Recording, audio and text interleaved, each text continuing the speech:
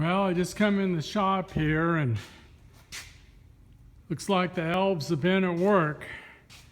This is a Cat 140G motors grader, and these are the final drives. The tandems are off of it, and the big roller chains that drive the rear wheels are laying down inside of it. That's a good place for them for now, and they're on a pallet. And I'll bring you around here and show you this machine right quick.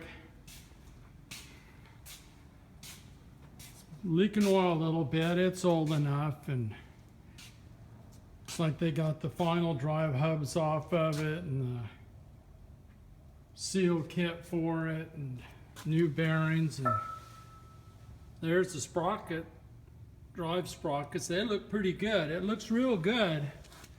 Just got a few minor leaks is all. Tuned up for the season.